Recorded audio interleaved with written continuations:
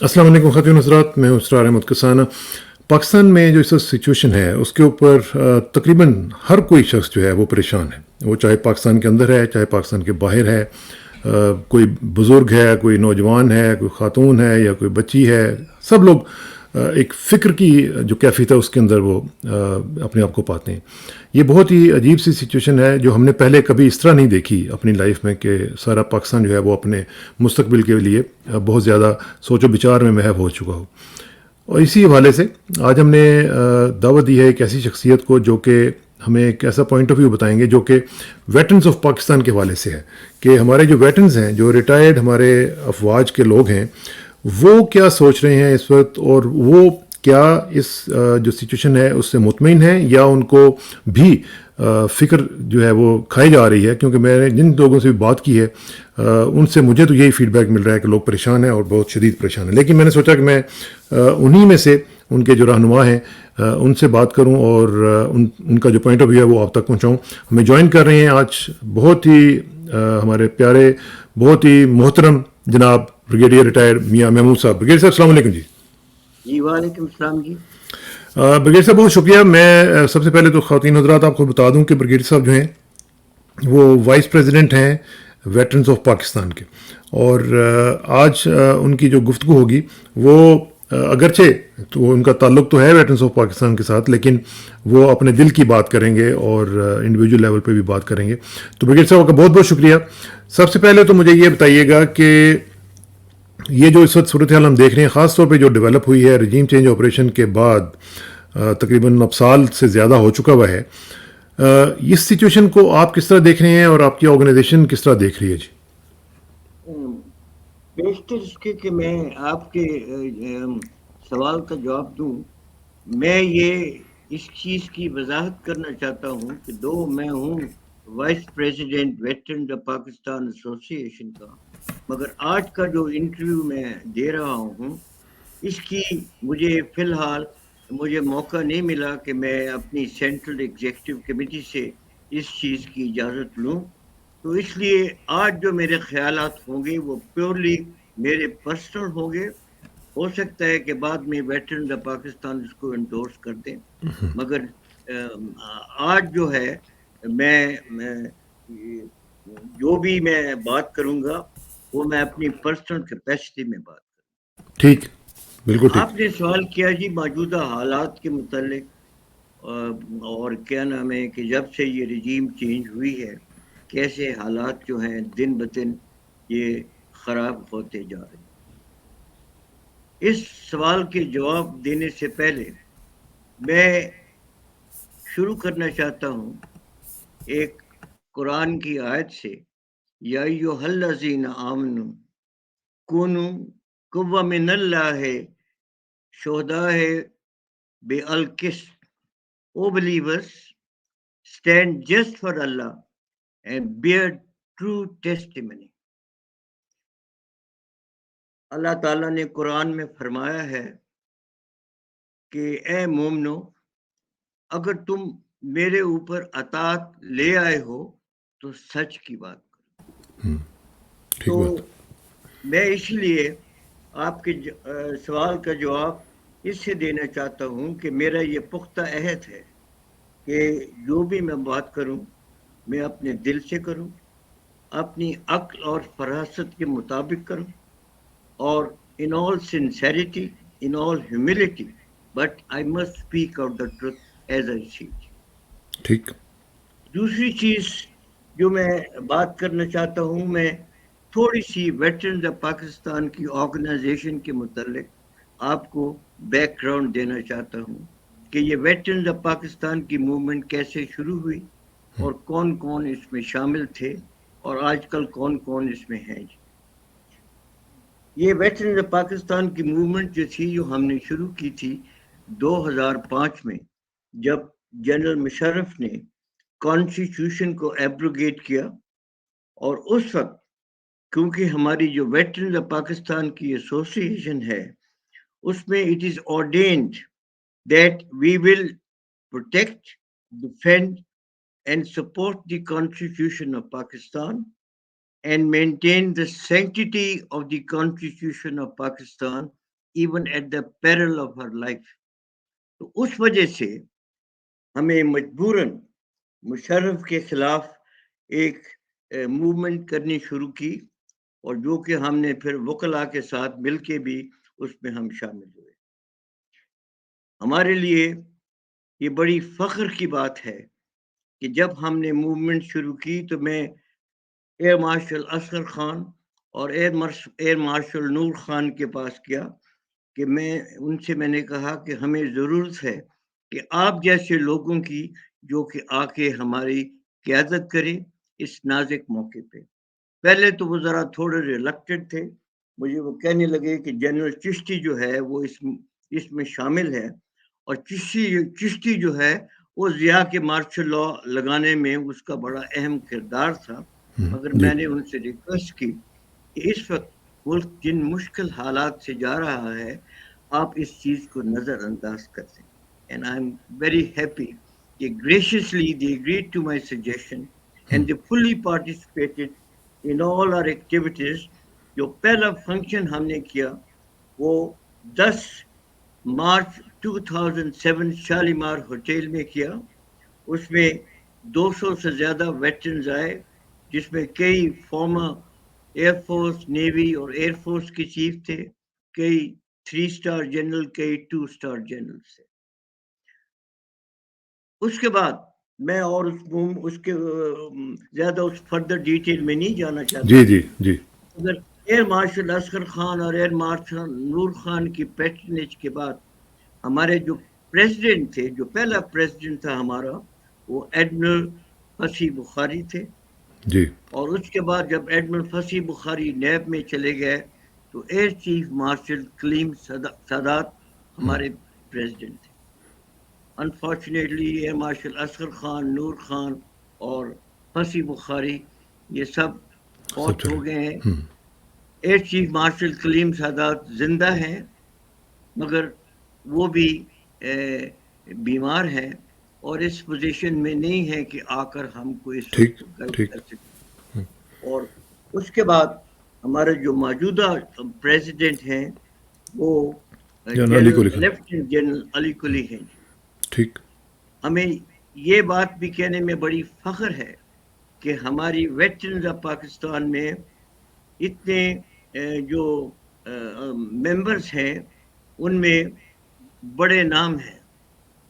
ہمارے پاس veterans organization میں ایک وقت ایسا تھا جب 3 ایسے تھے جو کہ ستارہ جرأت بار جو ہے وہ ہولڈ کر رہے تھے، جس میں جنرل بابر، بریگیڈیئر تاج اور وائس ایڈمرل احمد تسنیم جو ہیں وہ شامل.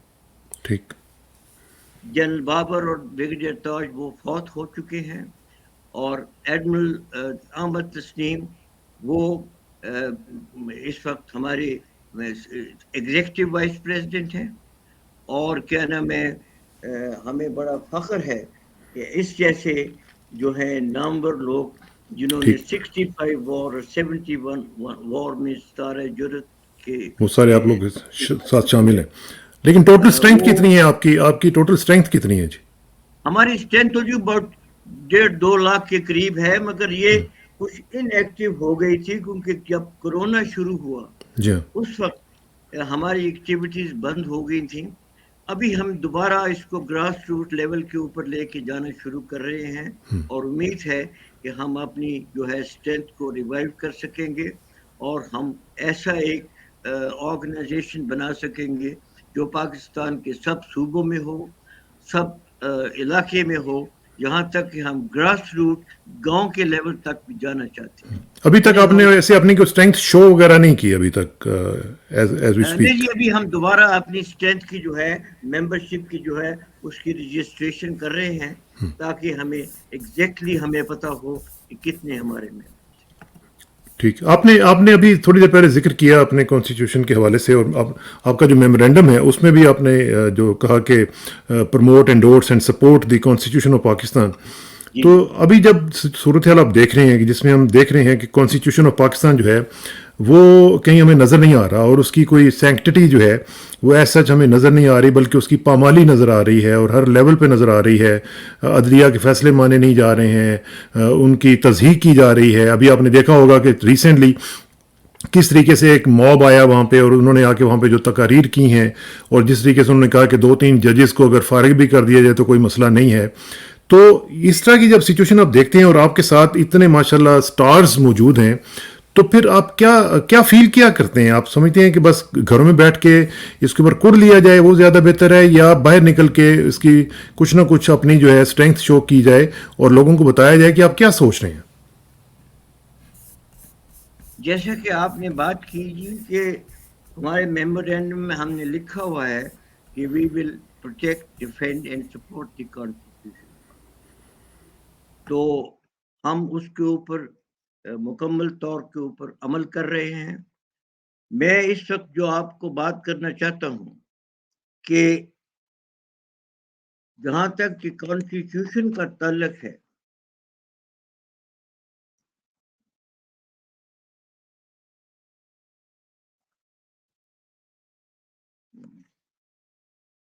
کہ کانسٹیٹیوشن کے جو کسٹوڈینز ہیں وہ ایکچولی ایگزیکٹو، پارلیمنٹ اور جوڈیشری ہیں اس ملک. People of Pakistan they are also participants in this, but they're only there as spectators, silent spectators. اور وہ اپنی اظہار جو ہے رائے وہ either in the source in the way of casting their votes کر سکتے ہیں، یا اگر کانسٹیٹیوشن جو ہے اس کے اوپر عمل نہ ہو رہا ہو تو وہ ایک پروٹیسٹ جو ہے پیسفل پروٹیسٹ کر کے اس کا اظہار کرتے ہیں. انفارچونیٹلی اس کا موقع جو ہے وہ بھی نہیں مل رہا ہے اس وقت پاکستان میں. ہماری امید تھی اور امید ابھی بھی ہے کہ ہماری جوڈیشری ہے جس کا کہ یہ بھی پرائمری فنکشن ہے کہ وہ اس کانسٹیٹیوشن کی جو ہے اس کے اوپر عمل داری کروائے. اور ہم we are in full support of the judiciary. ہم نے کئی میٹنگز کی اور ہم نے ہر میٹنگ میں اس چیز کی بڑی برملا اپنے خیالات کا اظہار کیا ہے کہ we are fully behind this judiciary, we fully support this judiciary and we expect that this judiciary will come up to the expectations of the people. مگر تھوڑی سی ہمیں مایوسی ضرور ہے کہ جو ہم دیکھ رہے ہیں پچھلے کئی ہفتوں سے کہ اتنے امپورٹنٹ کیسز ہیں اس وقت جوڈیشری کے سامنے، ابھی تک ان کا کوئی کلیئر کٹ ججمنٹ یا آرڈر نہیں آیا. اس لیے یہ ہم سب کے لیے بڑے ایک کنسرن کی بات ہے. مگر پھر بھی ہم پر امید ہے کہ جوڈیشری جو ہے یہ جو بھی وہ فیصلے کریں اس کے اوپر وہ عمل درآمد کروائے، عمل درآمد کرا سکیں. اور ساتھ ساتھ ایک اور چیز جو بڑی امپورٹنٹ چل رہی ہے اور آج کل کے حوالے سے بھی میں پوچھنا چاہوں گا کہ جوڈیشری کی آپ نے بات کی ہے، ہم دیکھ رہے ہیں کہ پچھلے دنوں میں جو 9 مئی کا واقعہ ہوا اس کو بنیاد بنا کے اب یہ باتیں ہو رہی ہیں کہ ملٹری کورٹس جو ہیں وہ افیکٹو ہو جائیں گی اور ان میں لوگوں کے ٹرائلز ہوں گے، انکلوڈنگ حکومتی سرکلز تو یہ بھی کہہ رہے ہیں کہ عمران خان صاحب کا بھی جو ٹرائل ہے وہ اس میں ہوگا.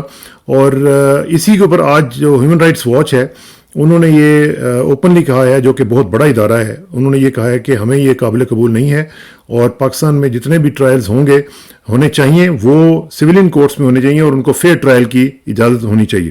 تو آپ سمجھتے ہیں کہ ملٹری کورٹس اور ملٹری ٹرائلز جو ہیں یہ ضروری ہیں اس وقت یا ان کو نہیں ہونا چاہیے؟ نہیں جی، ہم تو بڑے کیٹیگوریکلی یہ میں کہنا چاہتا ہوں کہ ملٹری ٹرائلز ہمیں کسی صورت میں قبول نہیں. اس لیے میں اتنے میں کانفیڈنس سے اور اتنے کہنا میں ایمفیسس کے ساتھ میں یہ بات کہہ رہا ہوں کیونکہ ہمیں پتہ ہے کہ ملٹری ٹرائلز کیسے ہوتے. میں آپ کو ایک ایگزامپل دینا چاہتا ہوں. وہ ایگزامپل ہے کہ میجر جنرل بابر جو کہ میرے بڑے قریبی دوست تھے، جنرل فضل حق نے ان کے کورٹ مارشل کا آرڈر کیا.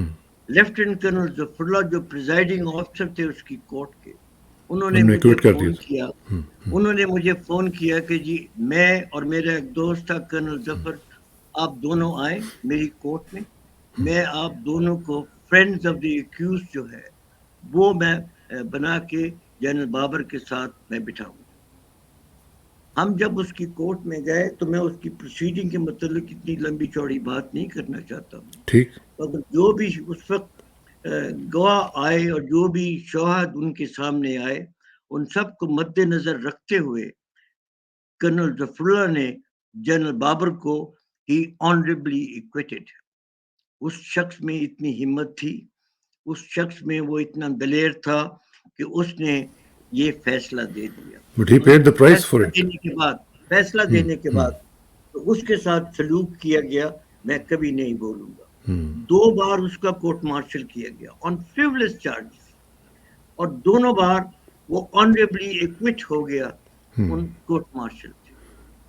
اس کی posting I staff college instructor, staff college Quetta as an instructor. وہ فضل حق نے وہ پوسٹنگ کینسل کروا دی. آخر میں اس نے ایک خط لکھا جنرل ضیاء الحق صاحب, خط وہ لایا, اس نے مجھے وہ خط دکھایا. اس خط میں اس نے لکھا تھا کہ سر I have faithfully carried out my duties in the army to the best of my ability. If you recall, when you had a meeting with Mr. Bhutto at Murray, soon after you declared martial law, I was asked to be present there, lest Mr. Bhutto gets violent with you.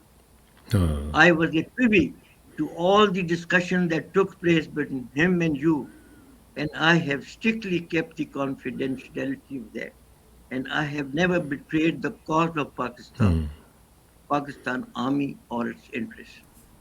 Zia نے اس خط کے بعد اس کو بلایا اور کہا میں آپ کو فوج میں ابھی نہیں رکھ سکتا ہوں, میں فوج سے ریٹائر کرتا ہوں. And he posted him as IG Balochistan. آپ اس سے اندازہ لگا سکتے ہیں کہ ہماری ملٹری کورٹس کی کیا اہمیت ہے. وہ فیصلہ جو ان کی مرضی کو ہوتا ہے 99% وہ فیصلہ جو ہے وہ کرا. لیکن یہ جو کلچر ہے بریگیڈ صاحب, یہ جو کلچر ہے کہ جو بندہ رائٹ پہ ہے, جو بندہ حق کے اوپر ہے, اس کو سزا دی جاتی ہے حق کے اوپر کھڑے ہونے کی, یہ جو کلچر آتا ہے یہ کیسے آتا ہے انسٹیٹیوشنز میں؟ اور خاص طور پہ جب ہم تھوڑا سا پچھلے ذرا ہسٹری میں جاتے ہیں تو ہم دیکھتے ہیں کہ ایوب خان صاحب کے دور میں ہم نے دیکھا ہے کہ جو بھرتیاں ہوئی ہیں اس میں ہم نے دیکھا ہے کہ جان بوجھ کے اس طرح کے لوگوں کو بھرتی کیا گیا جو کہ نہ تو وہ اتنے کمپیٹنٹ تھے اور ڈوسائل قسم کے لوگ تھے, جو کہ کمپرومائزڈ ہو سکتے تھے. اس طرح کے لوگوں کو جان کے پروموٹ کیا گیا, ان کو بھرتی کیا گیا اور ان کو پھر آگے بڑھایا گیا. تو کیا اس سے ادارے تباہ نہیں ہو جاتے؟ آپ نے ایوب خان کی بات کی, میں تھوڑی سی تفصیل میں جانا چاہتا ہوں کہ پہلے تو ایوب خان اس آرمی کے کمانڈر ان چیف نہ بنتے, قسمت نے ان کو بنا دیا کیونکہ جنرل افتخار جو تھے وہ سلیکٹ ہو گئے تھے. وہ جو ایئر کریش ہوا راجشاہی میں, اس کریش کے بعد جنرل ایوب جو تھے وہ کیا نام ہے کمانڈر چیف بنے.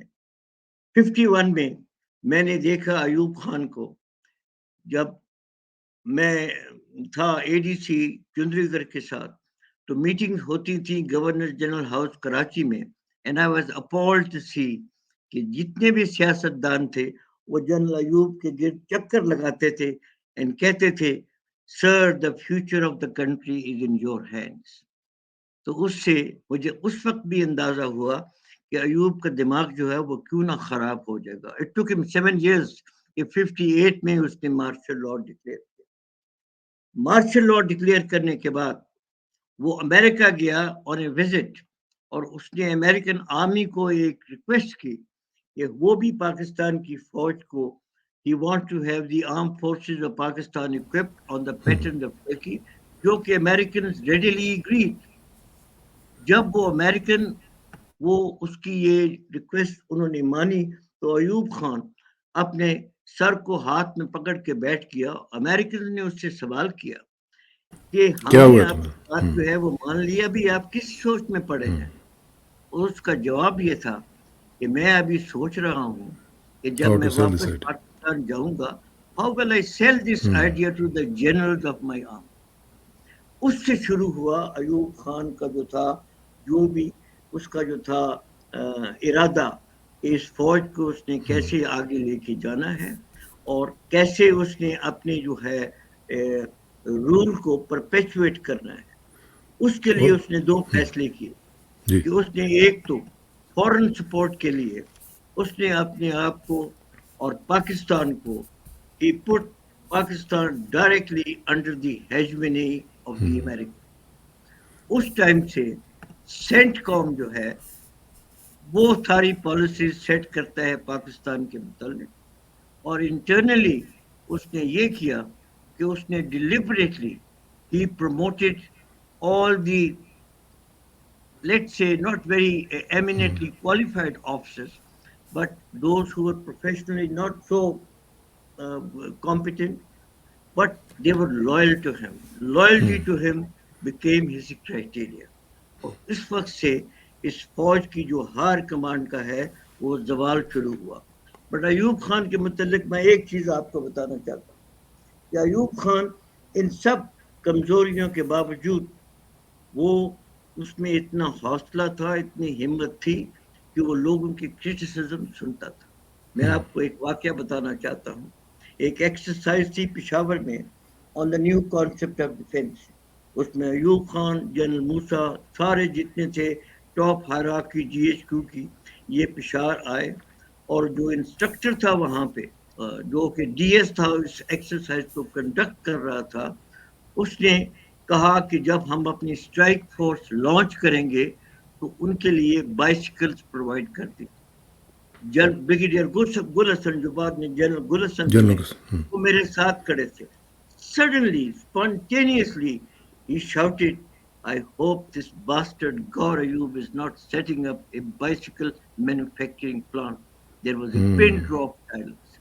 But Ayub میں اتنی ہمت تھی, اس میں حوصلہ تھا کہ وہ برداشت اس نے کیا, اس نے کوئی ایکشن نہیں لیا گل حسن کے خلاف, اور گل حسن اپنی پوری جو تھی آرمی لائف وہ اس نے کمپلیٹ. یہ تو اچھی بات ہے, لیکن آپ نے اپنی بک میں بھی اس طرح کے واقعات کا ذکر کیا جو کہ آپ کی بک ہے مائی ریفلیکشن اینڈ پیشن, تو اس میں آپ نے ان چیزوں کا ذکر بھی کیا ہے. لیکن مجھے ایک چیز بتائیں, یہ جو آپ بتا رہے ہیں کہ ان کے اندر پیشنس تھی, وہ کرٹیسزم لیتے تھے, یہ پھر ہمارے ہاں کیا ہوا کہ آج کل آپ کو میں نے دیکھا ہے کہ آپ نے پریس کانفرنس بھی کی مختلف جگہوں پہ, اور آپ کے کرٹیسزم کو اس طرح کرٹیسزم نہیں لیا گیا پازیٹیو طریقے سے جس طرح کہ لیا جانا چاہیے تھا, اور بلکہ آپ کے اوپر فلیک بھی آیا اور آپ کے اوپر کرٹیسزم دوسری طرف سے بھی آیا کہ جی ہم دیکھ لیں گے پھر, اور ظاہر ہے کہ آپ کے کچھ لوگوں کو اس کا بھگتنا بھی پڑا. تو یہ جو صورتحال ہے اس میں آپ دیکھتے ہیں کہ ویٹرنز میں اور جو کرنٹ ہمارے سرونگ جو آرمی ہے کہ جو لوگ ہیں افواج کے لوگ ہیں ان میں ایک فشرز کا سلسلہ آ گیا ہے, ایک گیپ آ گیا ہے اور ایک دوریاں آ گئی ہیں.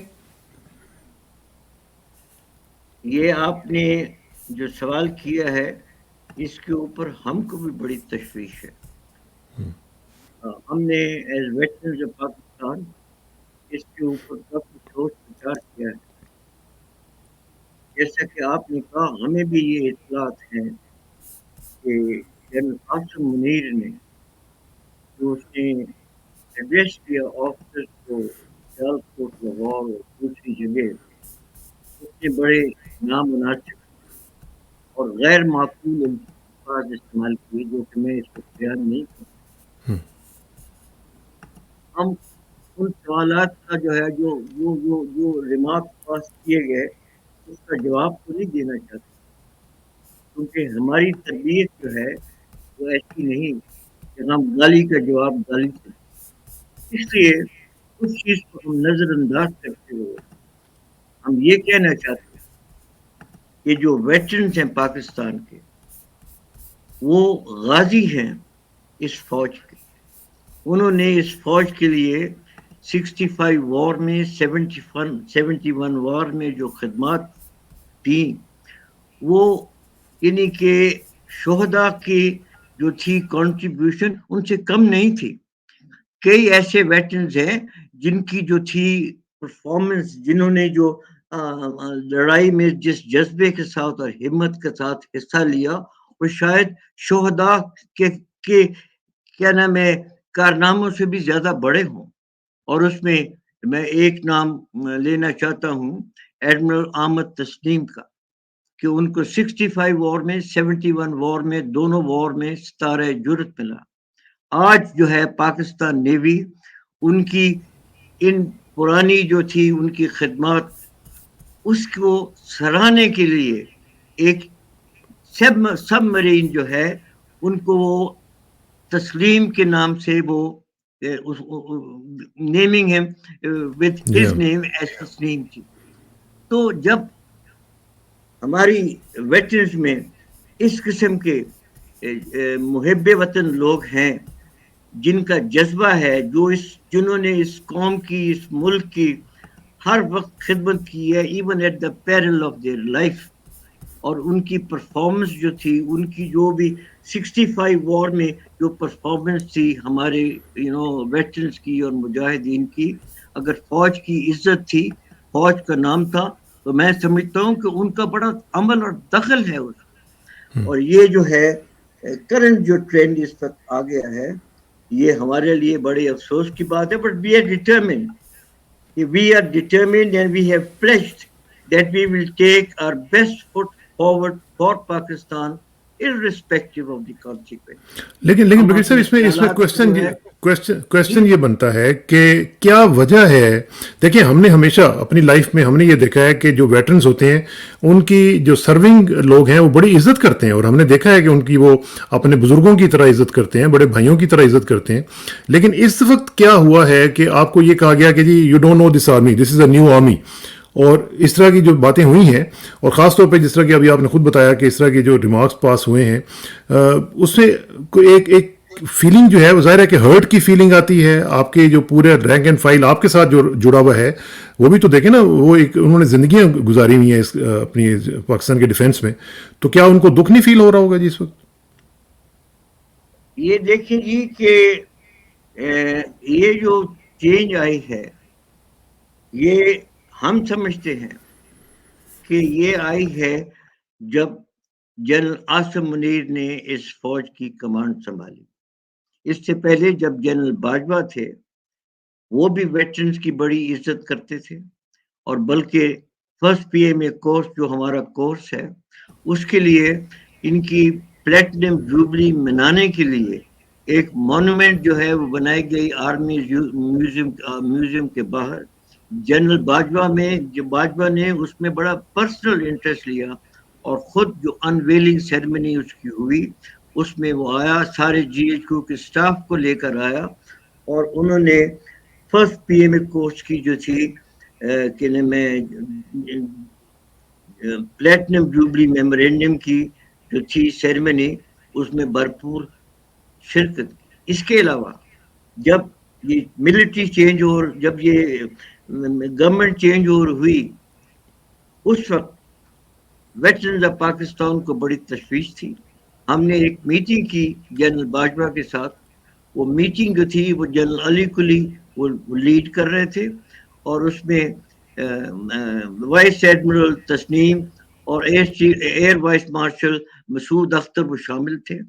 बाजवा ने बड़ी इज्जत दी उनकी बातों को बड़े तहम्मुल और सब्र के साथ सुना, बल्कि उन्होंने तो यहाँ तक भी उस वक्त उनको प्रॉमिस किया कि हम आपकी बातों की बड़ी इज्जत करते हैं, और मैं आपसे वादा करता हूँ कि 90 दिन के अंदर अंदर इलेक्शन हम करवा देंगे। बट उस मीटिंग की एक जो है और खुसूसी बात मैं आपको बताना चाहता हूँ, वो एक मुख्तलिफ तनाज़ुर में है। तो बार बार उन्होंने ये कहा कि प्लीज डोंट क्रिटिसाइज अमेरिका। उससे उनकी माइंडसेट जो थी हमारी समझ में आ गई कि उसको अमेरिका की ज्यादा फिक्र थी rather than about his own country, and that was his big failing. और यही चीज़ जो है ये आप पहले भी बता रहे थे कि जो हमारे अमेरिका का जो इन्फ्लुएंस है वो कितना बड़ा है, और ख़ास तौर पे अयूब खान के दौर के बाद और उसके दौरान भी बहुत बड़ा है। और बल्कि एक जगह पे तो आपने ये भी कहा था कि हमारे जो इवन चीफ्स की जो अपॉइंटमेंट है उसमें भी सीआईए की जो इजाज़त होती है तो तब होता है। तो ये तो ठीक है, लेकिन मसला ये है कि ठीक है, मैं तो सिर्फ ये पूछना चाह रहा हूँ कि America is a super power, ठीक है, अब हमारा उनके साथ इंटरेक्शन है, हमारे ट्रेडिंग पार्टनर हैं, सबसे बड़े ट्रेडिंग पार्टनर हैं, सब कुछ है, लेकिन क्या उनकी गुलामी में चले जाना और क्या उनसे हर चीज़ पूछना और उनको इजाज़त देना कि वो माइक्रो मैनेज करें, क्या आप समझते हैं कि ये हमारी जो पाकिस्तान की फॉरेन पॉलिसी है उसके लिए ये कोई अच्छी बात है? क्योंकि हम लोग तो इंडिपेंडेंट फॉरेन पॉलिसी का सिर्फ ख्वाब ही रखते हैं, आज तक हमने देखा नहीं है कि ऐसा प्रैक्टिकली भी हुआ हो। اسرار صاحب آپ نے 2 سوال کیے ہیں. ایک تو آپ نے سوال کیا ہے کہ پاکستان فوج میں یہ جو پہلے کمانڈنٹ چیف ابھی chief of the army staff کی اپوائنٹمنٹ، اس کے متعلق میں نے اپنی کتاب میں بڑا کلیئرلی لکھا ہوا ہے کہ انفارچونیٹلی ہماری آرمی میں جو chief of the army staff کی اپوائنٹمنٹ ہے یہ کبھی بھی based on their competence and their کیا نام ہے پرفارمنس نہیں ہوئی. میری اپنی سمجھ میں اس فوج میں اگر کوئی ایک پروفیشنل کمانڈنٹ چیف یا chief of the army staff آیا ہے تو وہ لیفٹیننٹ جنرل گل حسن تھے. اس کے علاوہ general Musa, general Yahya was a very bright officer. There is no doubt about it. But I think he totally, denuded himself of all his capabilities through drinking and other habits. Otherwise, professionally, I think he was one of the very professional and competent person. اس کے بعد جتنے بھی آئے ہیں وہ زیادہ تر یا تو سیاسی وجہ سے، اور خاص کر یہ جو نواز شریف کی پولیٹیکل لیڈرشپ تھی اس کے زمانے میں جتنے بھی آرمی چیف آئے ہیں وہ مکمل طور پر وہ سیاست کے بیسس پہ آئے ہیں. میں آپ کو ایک ایگزامپل دینا چاہتا ہوں کہ جب جہانگیر نہیں، مجھے یاد نہیں کس کے بعد جب اپوائنٹمنٹ ہونی تھی تو اس وقت 2 نام تھے. ایک تو تھا لیفٹیننٹ جنرل علی قلی کا اور دوسرا تھا لیفٹیننٹ جنرل مشرف کا. میرے دوست تھے جنرل صفدر بٹ، تو میں نے ان کو کہا کہ تم نواز شریف کے بڑے قریب ہو، کم از کم اس کو کہو کہ فار اے چینج اس فوج میں ایک پروفیشنل کو لے کے آئے. اور میں نے بڑا اسٹرانگلی سپورٹ کیا کہ جنرل علی قلی کو chief of the army staff بنائے. اور وہ سینئر بھی تھے. مگر بعد میں مشرف نے جو چودھری نثار کے بڑے بھائی تھے lieutenant general Iftikhar defence secretary تھے، اس کے ساتھ رابطہ کر کے مشرف نے لاہور میں جو کیا نام ہے مشہور دوائیوں کی دکان ہے وہ کیا نام تھا، فضل الدین جی فضل الدین جی، یہ ممتاز تھا اس کا مالک. اس کے گھر میں میٹنگ کی اور وہاں اس میٹنگ میں پھر وہ کیا نام ہے اس کا نواز شریف نے اپنا فیصلہ تبدیل کیا. تو اس طرح جو ہے فیصلے تبدیل ہوتے ہیں. اسی طرح میں ایک اور ایگزامپل دینا چاہتا ہوں کہ جب جنرل کاکڑ کے بعد اپوائنٹمنٹ ہونی تھی تو اس وقت 2 نام تھے، ایک لیفٹیننٹ جنرل جہانگیر کرامت کا اور دوسرا تھا lieutenant general Tariq. General Tariq کو میں بڑی اچھی طرح سے جانتا تھا اور اس نے 65 وار میں بڑی بہادری کے ساتھ بڑی دلیری کے ساتھ اس نے بھرپور اس نے شرکت کی اور اس نے بڑا اس میں نام حاصل کیا، اس کا ستارہ جرأت ملا. میں نے اس لیے جنرل بابر کو ریکمینڈ کیا. میں نے کہا کہ ابھی ہمیں ضرورت ہے کہ ایک پروفیشنل آرمی چیف لگائے. تو بابر نے جب بے نظیر سے بات کی تو اس نے کہا اگر آپ دونوں کی یہی رائے ہے تو مجھے اس میں کوئی اعتراض نہیں ہے، میں نہیں اس کو جانتی. آپ پریزیڈنٹ فاروق لغاری کے پاس جائیں اور ان کو کہیں کہ یہ ہمارا فیصلہ ہے اور آپ جنرل طارق کو ہے آرمی چیف بنا. جب جنرل بابر گئے فاروق لغاری کے پاس، وہ کہنے لگے کہ ہاں بڑا اچھا نام ہے مگر اور بھی نام ہے جی. اور اس نے جہانگیر کرامت کو آرمی چیف بنایا which clearly was a direction given to him by the CI. میں نے یہ 2 ایگزامپل دی ہیں. آپ نے دوسرا کیا سوال کیا تھا؟ میں نے پوچھا تھا کہ جو انڈیپینڈنٹ فارن پالیسی کے حوالے سے. ہاں جی، فارن پالیسی کے متعلق میں آتا کہ یہ بڑی ہماری بدقسمتی ہے کہ ہم نے ایوب خان کے زمانے میں امریکن ہیجمنی جو ہے وہ ایکسیپٹ کی. اور جیسا کہ میں نے پہلے بھی کہا تھا کہ اس زمانے کے بعد جو بھی پالیسیز بنتی ہیں پاکستان کے متعلق یہ سینٹ کام میں بنتی ہیں. جو چیئرمین ہے سینٹ کام کا وہ سارے فیصلے کرتا ہے rather than the state department of America. اس کے متعلق میں یہ کہوں گا کہ شاید اس وقت ایوب خان کی مجبوری تھی اور پاکستان کی بھی مجبوری تھی، کیونکہ پاکستان کو اس وقت ضرورت تھی اپنے آپ کو اکوپ کرنے کے لیے ود ماڈرن ویپنز، اور ہمارے پاس اتنے ریسورسز نہیں تھے کہ ہم اپنے آپ کو ان ماڈرن ویپنز کے ساتھ اکوپ کر سکتے. تو اس کا ہمیں یہ فائدہ ضرور ملا کہ امریکنز نے پاکستان آرم فورسز کو بڑا اچھا اکوپمنٹ دیا اور بڑی اچھی ٹریننگ کی، جس کا کہ ہم نے رزلٹ دیکھا 65 وار میں. اس کے متعلق میں ٹھیک تھوڑی سی بات ٹھیک کروں گا. اب حالات جو ہیں وہ بالکل تبدیل ہو گئے ہیں. اس وقت the whole world is in a transition rather than a unipolar world. India نے جو ہے اسٹریٹجک الائنس کیا ہوا ہے امریکہ کے ساتھ، اور امریکن انٹرسٹ جو ہیں they are entirely now in support of India, though I think again it is a wrong policy, wrong thinking on their behalf. وہ سمجھتے ہیں کہ جب بھی کوئی کلیش ہوا امریکہ کا اور چائنا کا تو انڈیا امریکہ کا ساتھ دے گا، یا انڈیا امریکہ کے ساتھ چائنا کے ساتھ کسی قسم کی محاذ آرائی اختیار کرے گا. ہمیں انڈین مائنڈ بڑی اچھی طرح پتہ ہے، وہ کبھی بھی امریکہ کی فوجی مدد نہیں کریں گے. وہ جتنا فائدہ ہے وہ لینا چاہتے ہیں. یعنی اس کو آپ چھوڑے، اس کا جو ہے نقصان جو ہے ڈائریکٹلی پاکستان کو ہے. پاکستان کو اس وقت سب سے بڑی جو تھریٹ ہے وہ from the strategic alliance, not directly from America, because of the strength that it gives to India. Pakistan has a direct fear, اور اس کے لیے میں سمجھتا ہوں کہ there is a need for a total review of our foreign policy, and we should make our foreign policy based on the national interest of Pakistan ٹھیک rather than the interest of America or any other country. یہ اس ٹھیک وقت سب سے بڑی ضرورت ہے.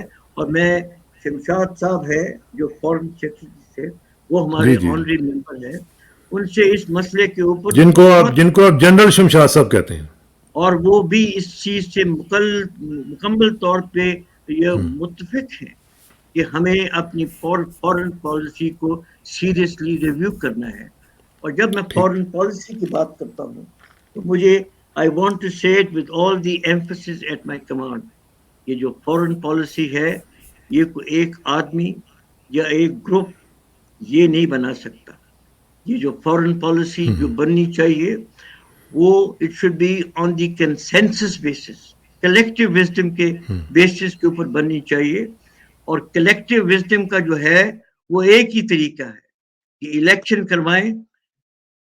پاکستان کے عوام جن کو اپنا نمائندہ منتخب کریں ان کا حق ہے کہ وہ پاکستان کی فورن پالیسی بنائیں in the larger interest of Pakistan, اور جو کہ ڈیلیبریٹلی نہیں ہونے دیے جا رہا، کیونکہ کئی طاقتیں ایسی ہیں جو کہ ٹھیک پاکستان کی فورن پالیسی کو تبدیل نہیں کرنا چاہتے.